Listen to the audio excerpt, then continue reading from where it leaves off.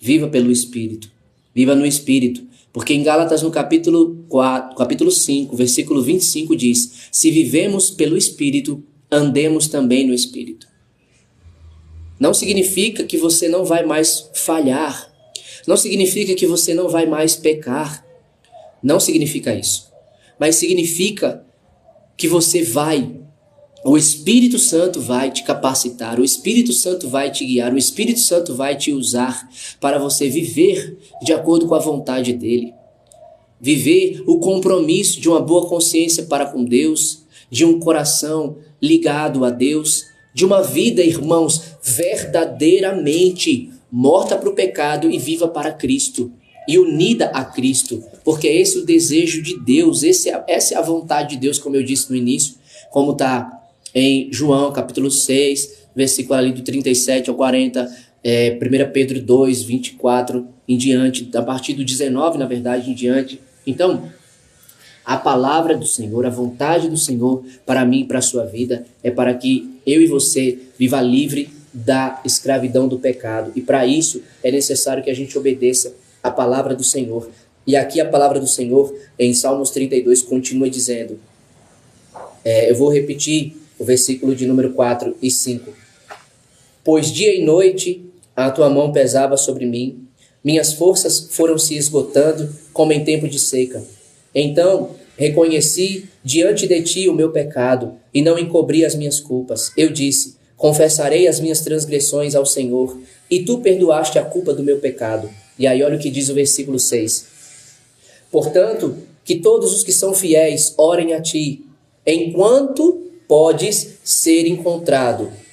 Quando as muitas águas se levantarem, elas não os atingirão. Sabe por quê? Porque você confessou seu pecado. Você reconheceu diante de Deus, confessou, se arrependeu e agora você está guardado, você está protegido, você está alicerçado, construído em Cristo e você está dando fruto de arrependimento. Então, quando essa tentação vier sobre a sua vida, ela não vai te derrubar. Ela não vai te derrubar. Tu és o meu abrigo, tu me preservarás das angústias e me cercarás de canções de livramento. É o que a palavra do Senhor está dizendo. Eu o instruirei e o ensinarei.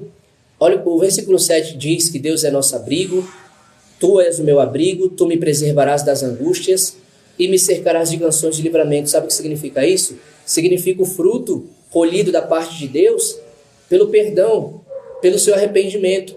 Você se arrependeu, você reconheceu diante de Deus o seu pecado, você confessou e você o abandonou. Você alcançou a misericórdia, você prosperou, prosperidade do perdão de Deus, alegria na alma, paz na alma, felicidade na alma, porque o início do capítulo 32 diz, como é feliz aquele que tem suas transgressões perdoadas e seus pecados apagados. Como é feliz aquele a quem o Senhor não atribui culpa e em quem não há hipocrisia. Essa daqui, irmãos, é a melhor felicidade. A felicidade de ter o perdão de Deus, a felicidade de ser aceito por Deus. E o capítulo continua dizendo lá no versículo 8, eu o instruirei e o ensinarei no caminho que você deve seguir. Eu o aconselharei e cuidarei de você. Não seja como o cavalo ou o burro, que por não terem entendimento, precisam ser controlados com freios e rédeas, caso contrário, não obedecem. Muitas são as dores dos ímpios, mas a bondade do Senhor protege quem nele confia. Alegrem-se no Senhor e exultem, vocês que são justos, cantem de alegria, todos vocês que são retos de coração. Olha que palavras, irmãos. Deus prometendo nos instruir, nos ensinar pelo caminho que devemos seguir e ainda nos aconselhar e cuidar de nós. Porque Ele é o caminho, mas Ele não apenas aponta o caminho e nos coloca no caminho, mas Ele vai conosco por esse caminho, porque Ele é o próprio caminho. E Ele diz para a gente não ser como o cavalo ou o burro que não tem entendimento. Por não ter entendimento, precisam ser controlados com freios e rédeas, caso contrário não obedecem. Mas eu e você temos entendimento. Então, em nome de Jesus, passe a partir de hoje, a partir de agora, a obedecer a Deus, porque você tem entendimento e você tem entendido todas as palavras que o Senhor ele tem falado aqui hoje para você a respeito da tentação e do pecado e o arrependimento. Você tem entendido o que Deus ele tem falado com você e a tentação que Deus ele tem te dado escape, que Deus ele quer que você resista, que você suporte, que você fique livre, e do pecado que você se arrependa. Você sabe qual é essa tentação e qual é esse pecado. Você sabe que Deus está falando com você e Deus quer que você aceite, não que apenas você fique sabendo que Deus sabe, ou você sabe, receba, ouça. Não, mas que você entenda e que você obedeça, porque é o que a palavra diz. No versículo 9. Não sejam como o cavalo ou o burro, que por não ter entendimento precisam ser controlados com freios e rédeas, caso contrário não obedecem. O freio e a rédea, ele tem que apanhar, ele tem que ser puxado. Até quando você vai continuar dando murro em ponta de faca? Até quando você vai ficar batendo a cabeça na parede? Até quando você vai continuar sofrendo nesse pecado e achando que você está curtindo, que você está se divertindo, que você está aproveitando, que você está livre, que você está fazendo o que você quer? Não, você não está fazendo o que você quer.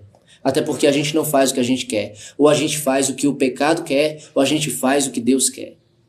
A palavra do Senhor diz lá em Romanos, capítulo de número 6, versículo de número 16. Não sabem que quando vocês se oferecem a alguém para lhe obedecer como escravos, tornam-se escravos daquele a quem obedecem, escravos do pecado que leva à morte ou da obediência que leva à justiça?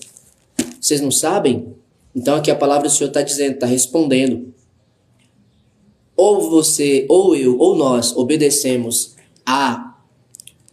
como diz a palavra aqui, a Deus que nos leva à sua justiça, à sua santidade, ou nós obedecemos ao pecado que nos leva à morte.